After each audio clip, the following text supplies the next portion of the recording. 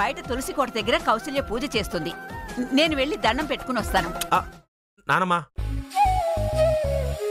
పూజని తులసికోట దగ్గర నాగదేవతకో లేదా శివలింగానికో పూజ చేయాల్సిన అవసరం లేదు. ఎందుకురా?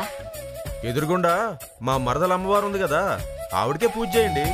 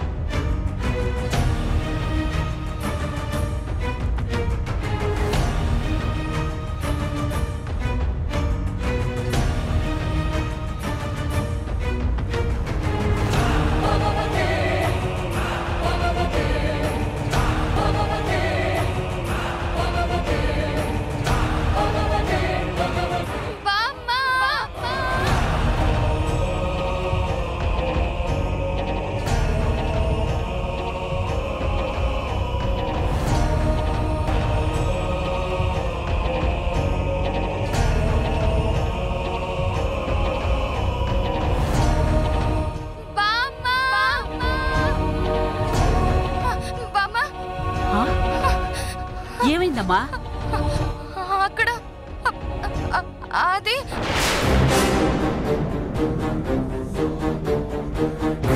కౌసల్య, ఏమైంది? ఏమైందమ్మా?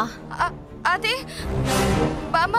చెప్పమ్మా, చెప్పు. ఎందుకలా కంగారు పడుతున్నావు? చెప్పు. అదే తులసి కోట దగ్గర దీపం వెలిగించి దండం పెట్టుకుంటూ ఉండగా ఒక కపిలం వచ్చి వెలుగుతున్న దీపాన్ని కింద పడేసింది బామ్మ.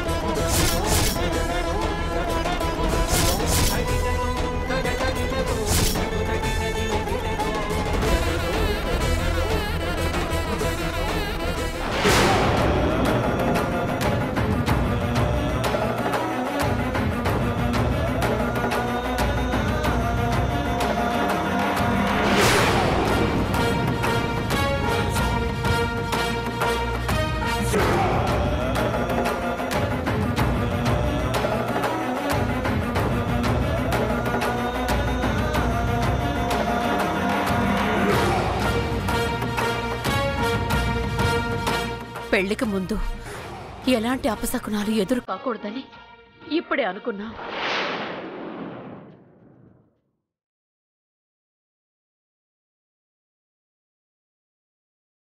ఈ అపశకునం ఏంటమ్మా?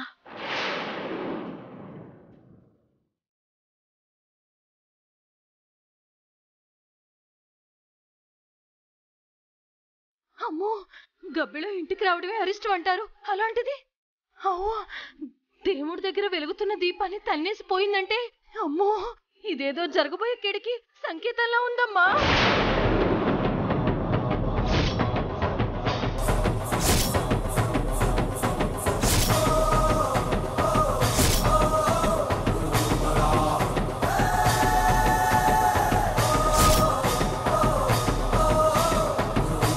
ఏంటోనమ్మా, అర్జున్కి భైరవికి పెళ్ళనుకున్నప్పటి నుంచి జాతకాలు కలవలేదని, పెళ్ళైతే అర్జున్కి ప్రాణగణం ఉందని అంటున్నారు.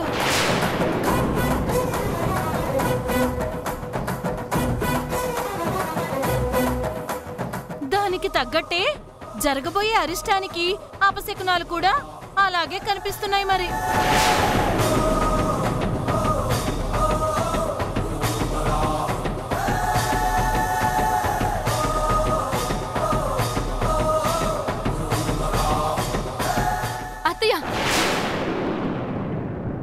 మా పెళ్లి గురించి నువ్వు మాట్లాడక్కర్లేదు.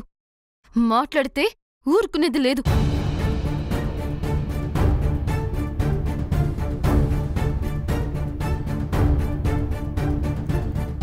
నేనేమన్నానమ్మా?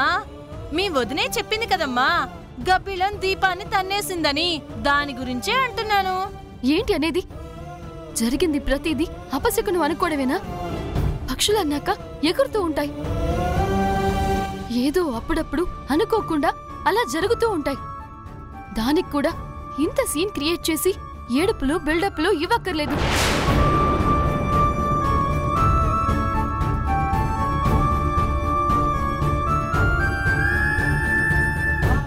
వదిన, ఒక్కోసారి గాలికి కూడా దీపం ఆరిపోతూ ఉంటుంది. ఇంత చిన్న విషయానికి అదేదో అపశకునమని అరిష్టమని అనుకోవడం వేస్ట్.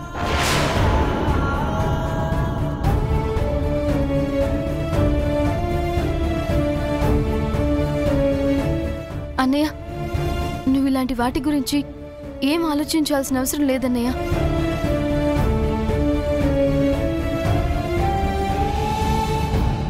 ఎందుకు నానమ్మా ఊరికే భయపడతావు? మన ఇంటి ఇలవేల్పు నాగమ్మ తల్లి ఉండగా మనకేం జరగదు.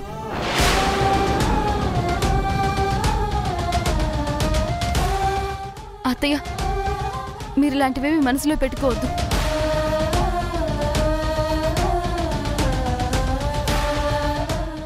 జలజ ఏదో అన్నదని కాదమ్మా, ఇదంతా తేలిగ్గా కొట్టిపారేసే విషయం కాదు. గబ్బిలం అనేది అపశకునానికి సూచిక అంటారు.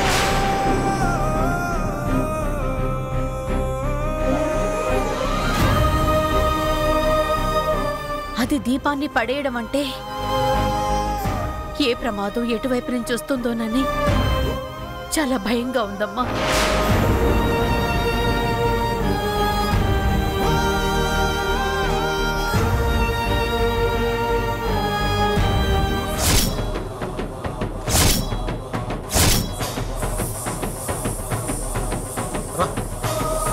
రా కట్టుకోటక, ఇదే ఇల్లు.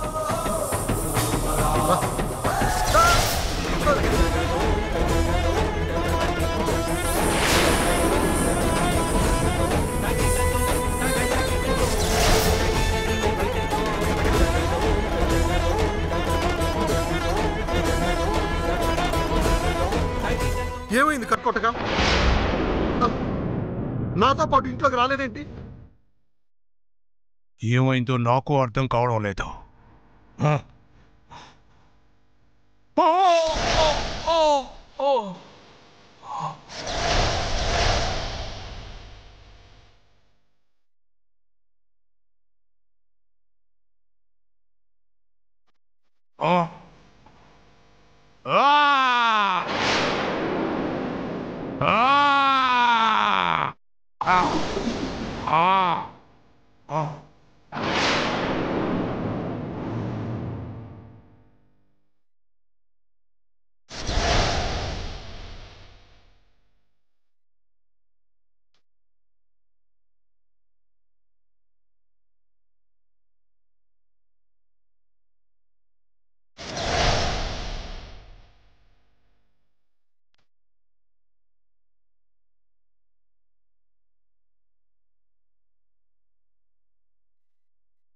నేను ఇంట్లోకి అడుగు పెట్టకుండా ఏదో శక్తి నన్ను అడ్డుకుంటున్నట్టుంది.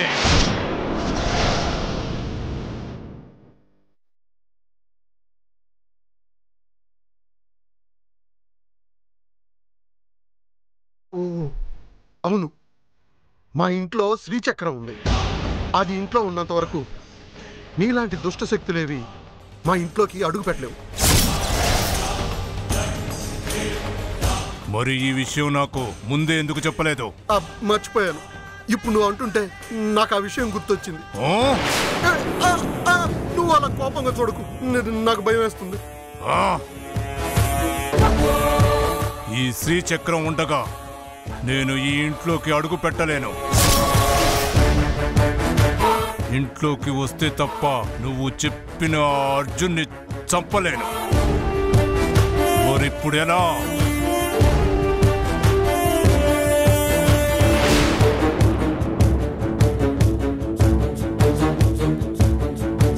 ఓ పంచేయి. చెప్పు. నేను లోపలికి రాలేను కాబట్టి నువ్వే వాణ్ణి బయటికి తీసుకొచ్చేయి. అలాగే, నేను వాణ్ణి ఎలాగైనా బయటికి తీసుకొస్తాను. వాణ్ణి బయటికి తీసుకురాగానే కసిగా కాటేసి చంపి. నేనొచ్చిందే అందుకో. ఎప్పుడు తీసుకొస్తావో, తీసుకురావడానికి ఎంత సమయం పడుతుందో నాకు తెలీదు. ఈలోగా నన్నెవరైనా చూస్తే ప్రమాదం.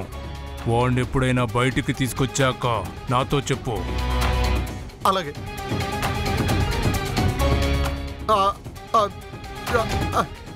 నీకెలా చెప్పడం? నా పేరు తలుచుకో. ఎక్కడున్నా నాకు వినిపిస్తుంది. వస్తాను. అలాగే.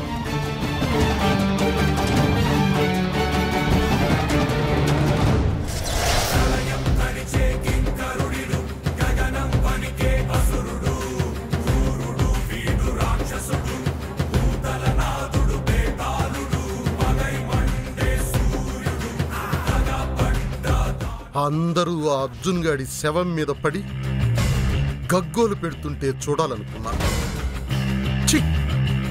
Time bad.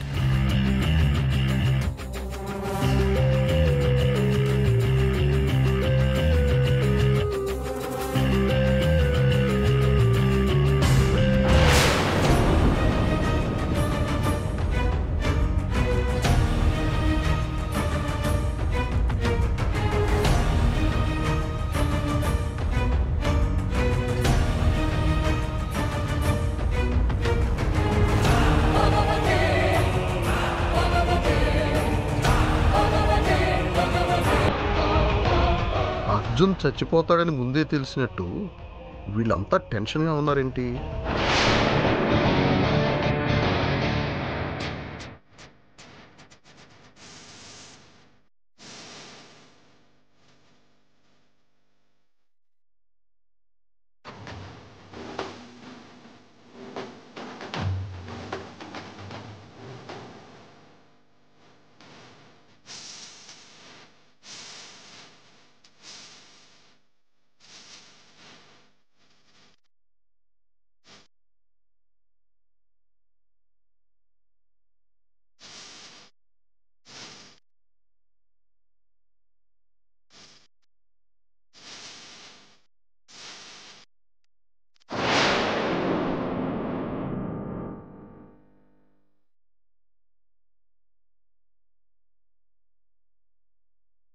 శ్రీచక్రం లేకపోయింటే వాడి ప్రాణాలు ఈ పాటికే గాలిలో కలిసిపోయిండే. స్వర్గానికి వెళ్ళాలా నరకానికి వెళ్ళాలా అని వాడి ఆత్మ ఆకాశంలో చక్కర్లు కొడుతూ ఉండేది.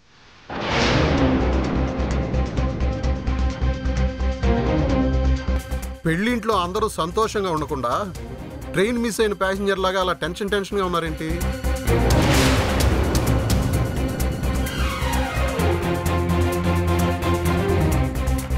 ఏమైంది అత్తయ్య?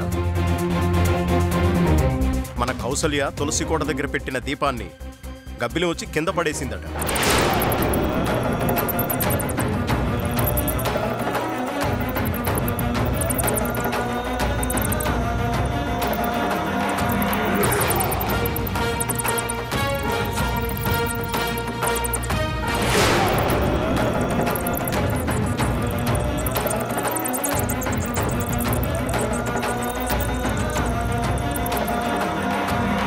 పెళ్లికి ముందు ఇది అపశకునమని అందరూ భయపడిపోతున్నారు. గబ్బిలమా? అమ్మో, గబ్బిలం అంటే అది మామూలు అపశకునం కాదు. ఊహించడానికే భయపడేంత అపశకునం వదినా.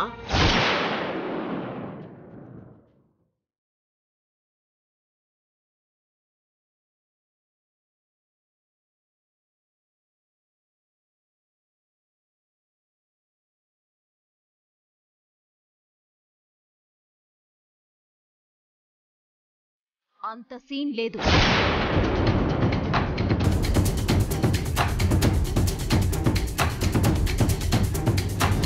పక్షులు ఎగురుతున్నప్పుడు అనుకోకుండా జరిగిందది.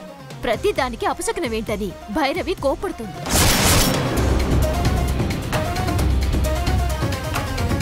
అర్జున్ నీ మెడలో తాళి కట్టక ముందే పోతాడన్న విషయం తెలియక అలా అన్నావన్నమాట.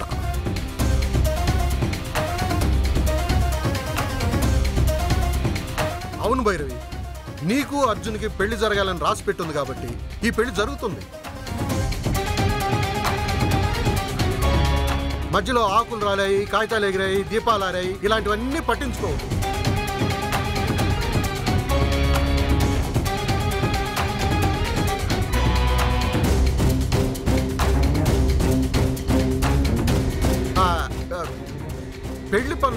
అందరూ ఇలా కూర్చుంటే ఎలాగా నిత్య? కుమ్మరాళ్ళకి ప్రోగ్రాం చెప్పేశాను. పందిరికి ఏమేమి సామాన్లు కావాలో పురమాయించి వచ్చాను. వంట ఆవిడ్ని సాయంత్రం రమ్మన్నాను. ఆవిడికి ఎన్ని రకాల వంటకాలు చేయాలో చెప్తే సరిపోతుంది. సన్నాయి వాళ్ళని సాయంత్రం వచ్చి అడ్వాన్స్ తీసుకెళ్ళమన్నాను. శుభలాకలకి నువ్వు ఆర్డర్ ఇచ్చావా, అది కూడా నన్ను ఇమ్మంటావా? నేను ఇచ్చాను.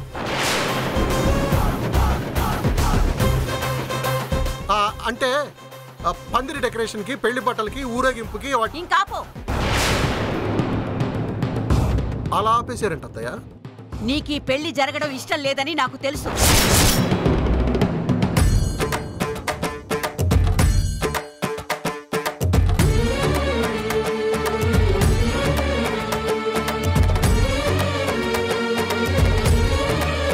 ఏదో పెళ్లి పనులని నీ నెత్తిని వేసుకుని చేస్తున్నట్టు నటిస్తున్నావేంటి?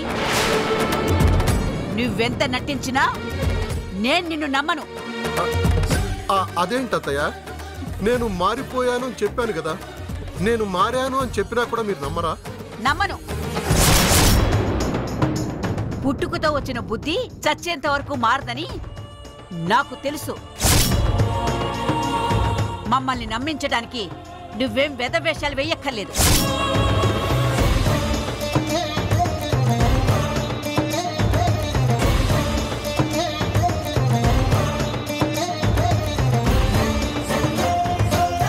నా పెద్ద కూతురు శకుంతల చెప్పింది కాబట్టి మిమ్మల్ని మళ్ళీ ఇంట్లోకి రానిచ్చాను.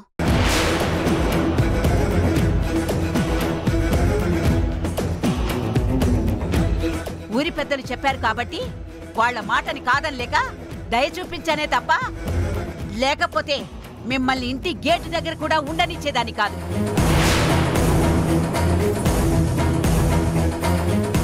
అమ్మా, వాళ్ళేదో పరాయి వాళ్ళైనట్టు అంత కోపంగా మాట్లాడతావేంటమ్మా?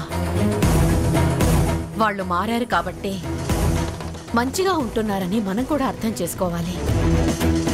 వీళ్ళెలాంటి వాళ్ళో నీకు తెలియదమ్మా. అసలు వీడు అమ్మా ఇప్పుడు అవన్నీ ఎందుకమ్మా? చెయ్యాల్సిన పెళ్లి పనులు చాలా ఉన్నాయి. వాటి గురించి ఆలోచిస్తే మంచిది.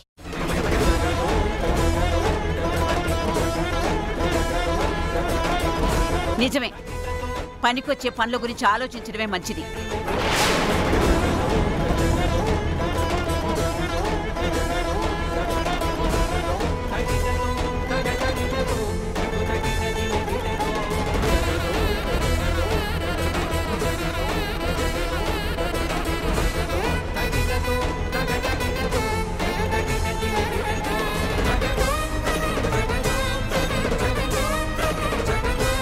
మీరిలా ఓవరాక్షన్ చేస్తే మళ్ళీ మనల్ని బయటకు గెంటేస్తారు.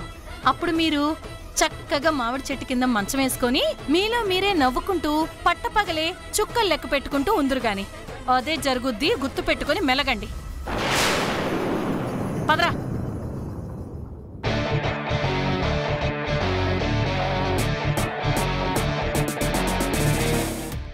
అత్త, నువ్వు నన్ను మారాను అనుకోకపోవడమే కరెక్ట్. ఆ అర్జున్ గాడిని చంపాక అప్పుడు చెప్తా మీ ఒక్కొక్కరి పని.